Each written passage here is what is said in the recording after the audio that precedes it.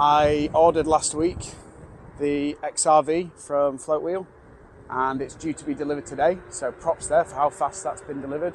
Thought it would be interesting to go to my local park where there's a very large hill and just find out whether the XR in its stock state can get up or not, because I've heard that the torque increase is huge with the XRV. I wanted to answer the question of how much, how big, what sort of differences are we actually expecting to be able to get out of this. Pretty large hill, not far from where I live. I'll check the gradient in a minute. I don't normally get up here on the XR, but let's see how well I get on. And then it'll be a fair like-for-like comparison, maybe temperature difference, but it's the exact same board once I've put the controller in, and we can see how well it does with going against the XRV controller. Yeah, I'm actually going to make it up today. There we go. It does actually show that this is a pretty capable board, and I'm going to go down the other side now. This is a bit steeper. Normally I get down here pretty okay, but you're going to take it pretty slow and steady. The stock XR controller is perfectly capable of making it down. It's a sketchy feeling ride, and I do quite often drag the nose a little bit there, but other than that, generally getting down here, not an issue. We're about 2 miles from my house at this point, so I don't really ever get here on sufficient charge where I have to worry about going downhill. We'll come down to the bottom, we'll turn around and we'll send it back up and see how we get on with that really steep section. So we're coming to the really steep section now. I'm not confident this has the power to get up. Yeah, I'm just grinding to a halt on this section.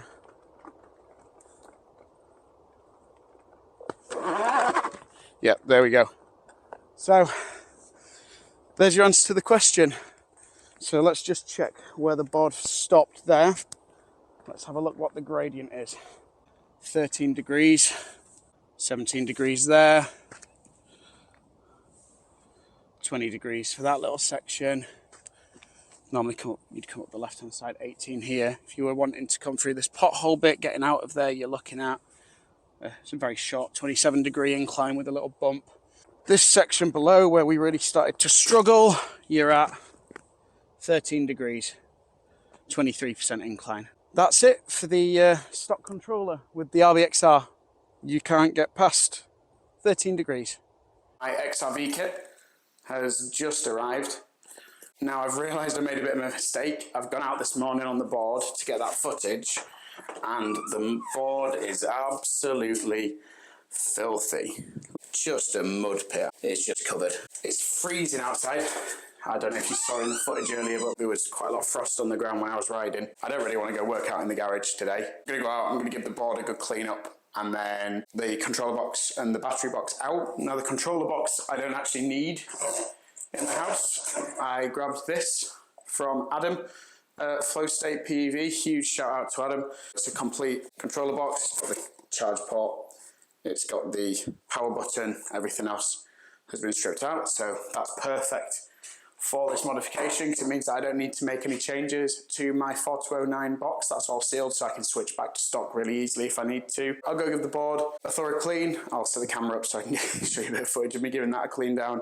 I'll get the battery box out, I'll get the controller box out, leave that in the garage, and I can come in here and get the actual install done.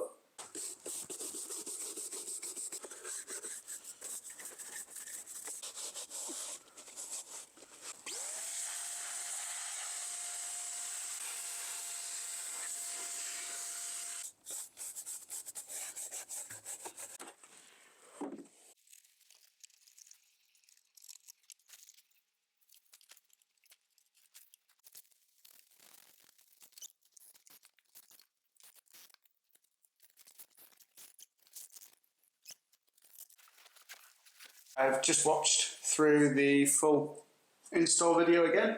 Seems simple enough. So we're going to get the box open, have a look what's inside. The kit comes wrapped nicely. That's the XRV Power Kit. We've got the BMS, front and rear light bars. That's the adapter for one of the interior cables, maybe the charge port cable, but I'll double check the install instructions in a minute. Screws, which I think are for mounting the XRV itself. Torque driver. I have a box of bolts.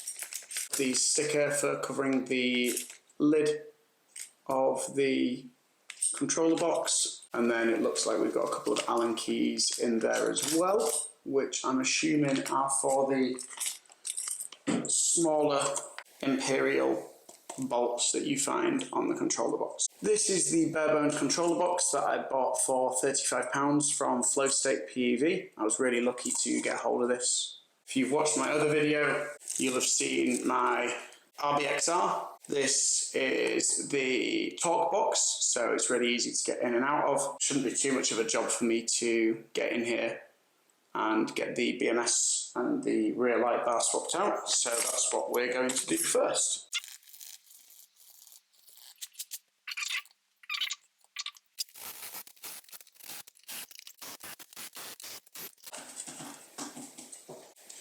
Unplug all the connectors from the battery on the BMS. Push this out. See, I put some Captain tape around this because I was just worried about it being rubbing against the inside. So there we go. Now the light bar itself, not really held in on the torque box anyway. Seems to be in there solidly enough when I installed it. The light bar's in. I believe the shorter one is for the front. So this should be the rear battery compartment.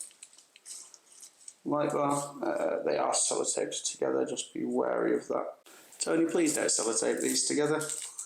I'm sure there's a good reason for it, but I think they're safe enough in that box without. The rear light plugs in, same as the other one. Will it go in? It's a shame, it's a little bit too long for the torque box. I might need to drum a little slot out for it there. Do I mind it being slightly bent? No, I think you can. I think you can snip that, no problem. I think if I just take a little bit off here, I'm thinking that should be okay. I mean, if I buggered it, I buggered it, but there we go, that fits perfectly now. We can plug our cable in. Right, so the new BMS comes like that. So it's okay on it, so it's clearly been tested. Size-wise, looks to be pretty much identical to the old BMS in layout.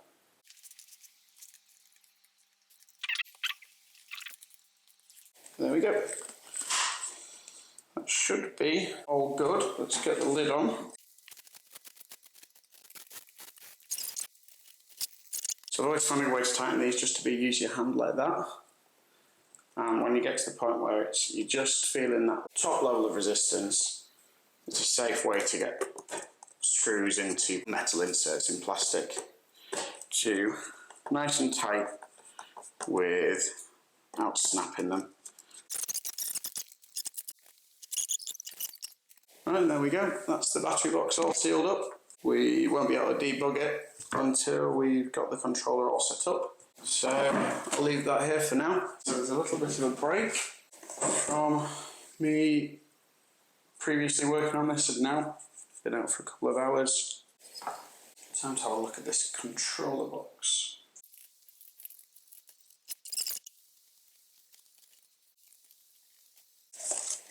I can see Adam has done an incredible job here. He's left me the box literally ready to go. First thing I'm going to do is attach this connector, which is to the power button. The XRV kit sits on top of here. We have a little sticker here, which is used for sealing that up. These nuts are actually quite tight.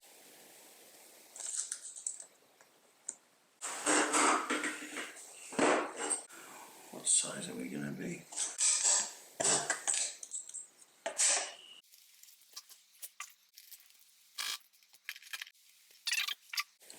We do need to knock this out.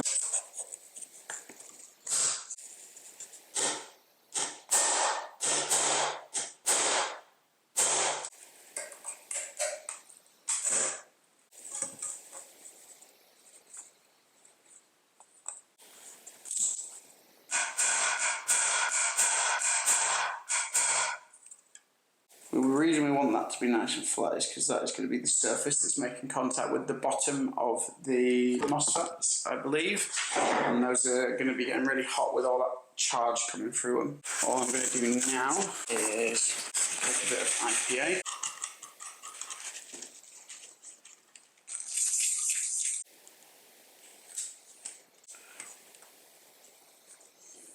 Okay, so let's install the light bar now.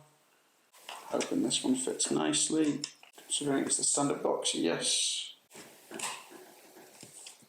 There we go, so that is the light bar fully installed. Next, now that we've got this lid all fully sorted,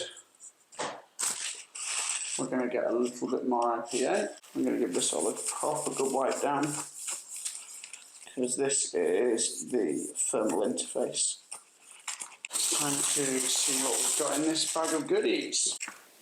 Have a look. Okay, so our two connectors there. Assuming that this one must be the footpad sensor, because it's got 3 cables. This one's for the motor controller. So this metal plate here, a little bit of grime on the bottom of that. So we've got these two boards, parent board and a daughter board. We've got the connectors attached. We've got these big capacitors for the power delivery, and it's all attached on this large, I'm assuming, copper plate, really nicely machined, and that is going to be our thermal interface. Let's just double check the fit first. This little bit of gasket is just out of the way whilst we put it down. So it sort of puts it in line with this hole. There we go.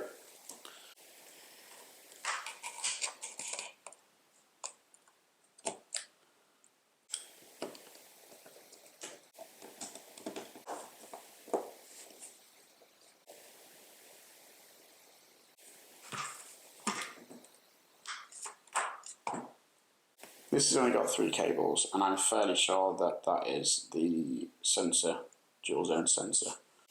So a very tight fit.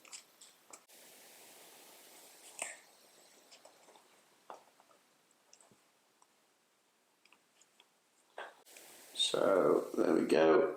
Yeah, of course, this is the lid, so that's going to be the top. So when you're putting it on, you need to make sure that the insert, the key, stays at the top. So that's the top of the box here where the lid sits on, and there we go. It's got a gasket on it there. You can see it's got a little rubber gasket, and we're going to do the same thing. Put them nice and tight.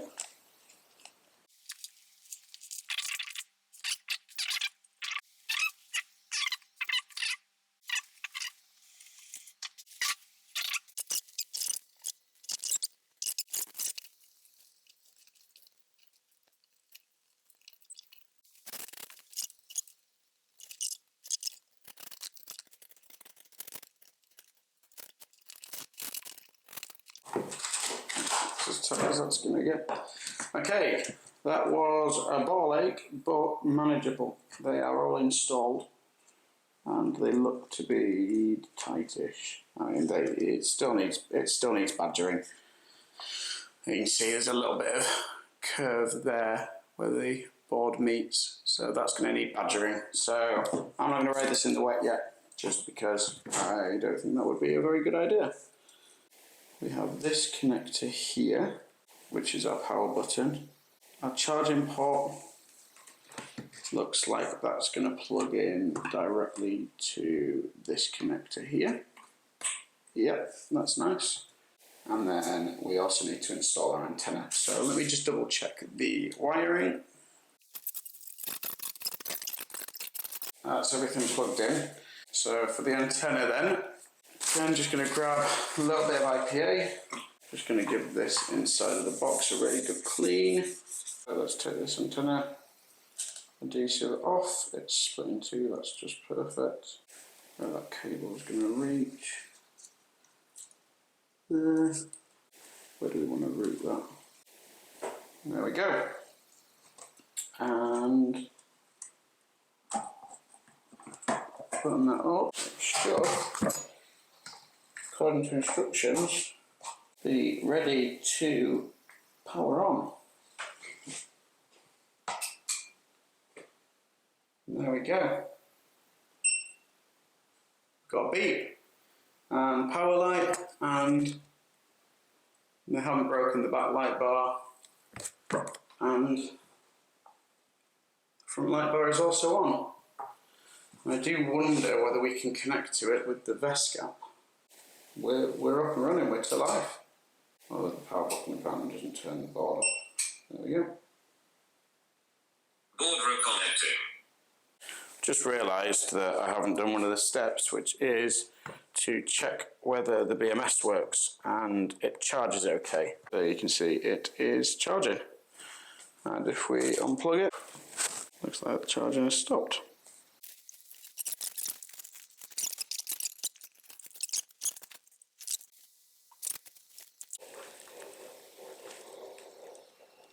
I mean, the board's alive.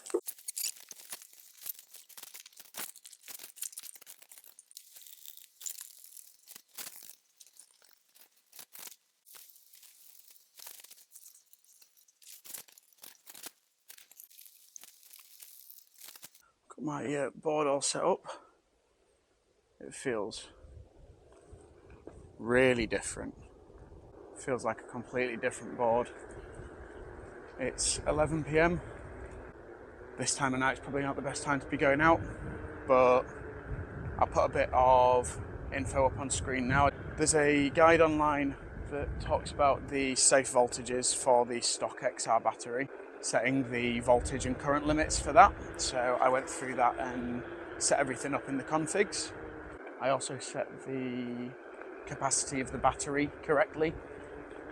So I set it to, I think it's 10.4 on the RBXR that I've got, rather than the default 6 that the board, the config came with, the XRV config came with. And then in Surfdado's video, he has a section where he gets a bit of motor crunch.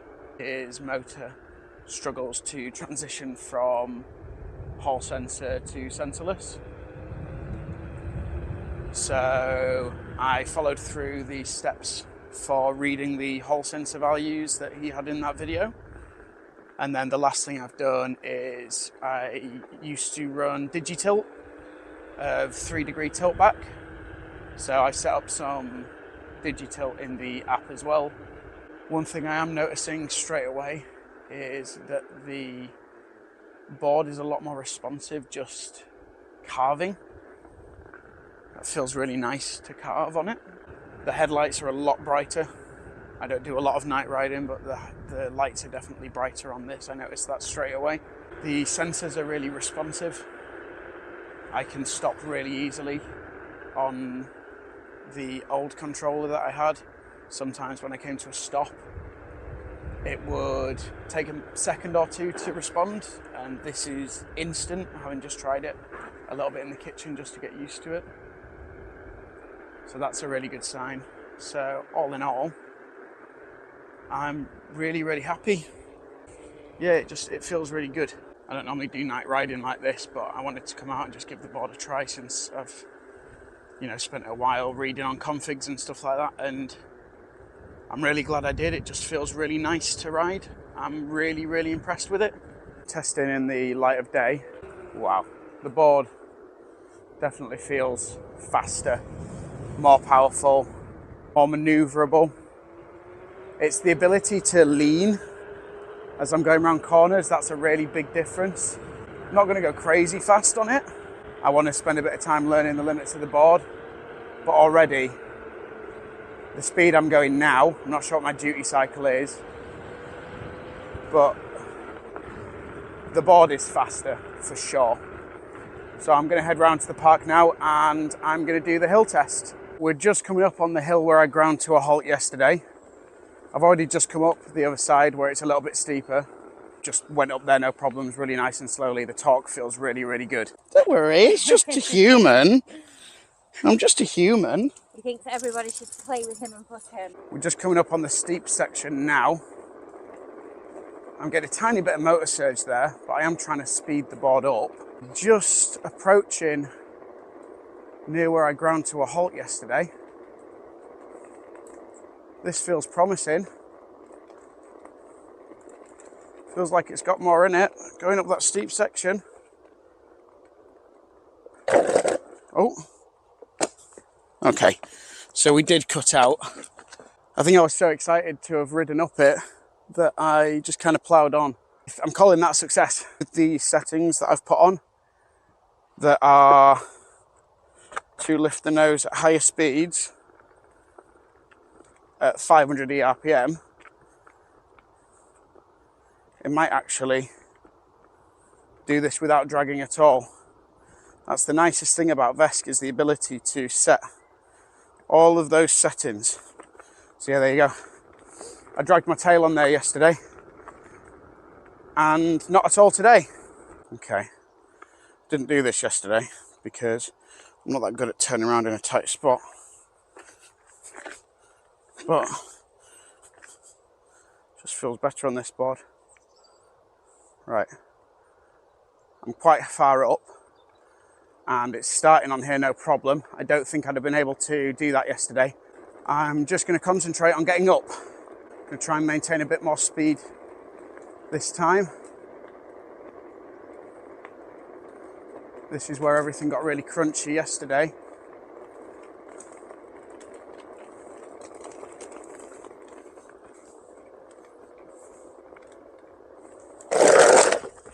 Yeah, same issue there. It's just that slight increase in speed there. I'm asking slightly too much of the board, but can I get started on here? Just wanting to, no, feeling a bit crunchy. So that might be a skill issue, to be fair. I imagine if I lose a little bit of weight, I'd be able to get up there no problem. If I improve my riding a little bit, I might be able to get up there no problem. But I'm going to be honest with you, riding up and down there is a little bit addictive. So I'm going to be sending it up here a lot more often now that the board has the ability to get up and down without that much of an issue. Yeah. What a difference. Just the maneuverability is so much better.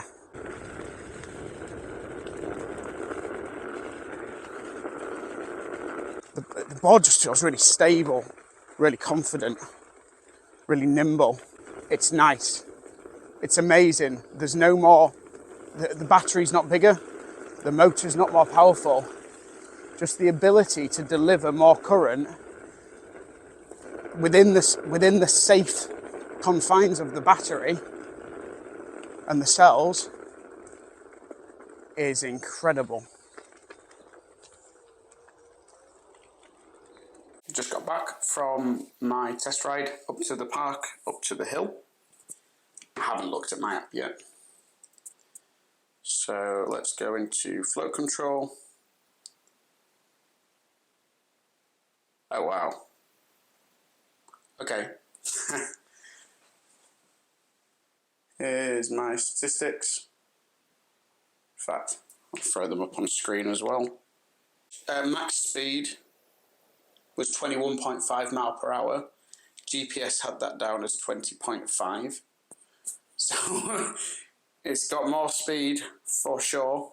Max duty cycle of 90%. I did feel the nose lifting a little bit, but not much.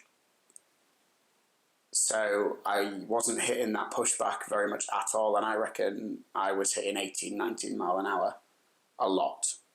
It made it up the hill, not fully, made it past the section of the hill where I failed previously.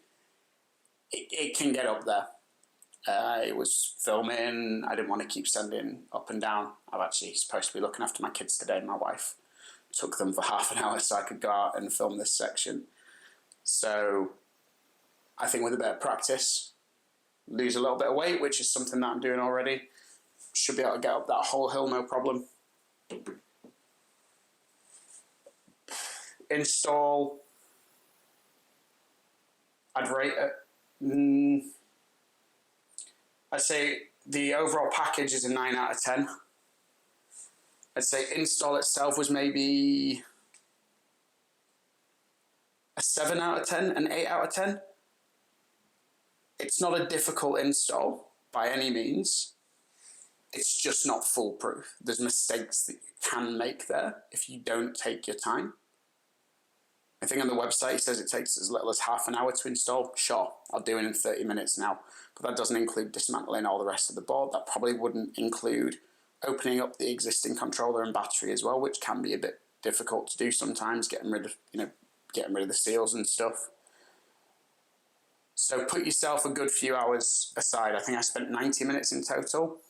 I have years of experience repairing, modding retro consoles and computers. There was a couple of traps that I could have fallen into and nearly did fall into with it. But watching that installation video, I'll link that down below in the description. Watching that again and again, really making sure I understood and followed the instructions fully was absolutely critical. So just take your time with the install. Don't feel you're failing because it's taken you a while. Just take your time, and then you'll have a board that's good to go. Now, I've had a chat with Adam at Flowstate PEV. He knows that I've mentioned him a few times in this video. He said he might be throwing me an affiliate link or something of the sort. I've not agreed that with him yet, but I'm going to link to his shop below. If it's an affiliate link, I might get a small kickback on that. If it's not an affiliate link, I'm going to be linking him anyway. If you need anything in the UK, give Adam a shout. He gets stuff from TFL at really reasonable prices. You don't have to pay import. You don't have to pay shipping. The fee that he quotes is the fee that you pay. If there's anything that you need that he doesn't have in stock, head to his website. He's mentioned that he's also thinking about setting up a WhatsApp service or something like that where you can send requests in for items that you need. So I'll link his stuff below because he's absolutely sorted me out for this build. He made it so easy. He watched through the XRV installation video, made sure that I had all the parts that I needed with the box that he sent. Could not recommend Flowstate PEV enough. He's a new business, started end of last year, end of 2024. Definitely get over there, give Flowstate PEV a go. Shout out to Fix My PEV over at pev.dev for having the settings changes that are required for the battery to make the battery safe and compatible with the stock battery. Surfdado's video will be linked below as well. And I'll link to any other resources that I think are useful. So overall, yeah, I struggle not to give this a 10 out of 10. The only thing that isn't a 10 out of 10 for me is the fact that I don't think the installation is 100% foolproof. So that's where it gets the 9 out of 10 for me. What an incredible product. XRV, 400 quid, completely brand new controller in your board that completely changes the ride. This is a must-have for XR owners.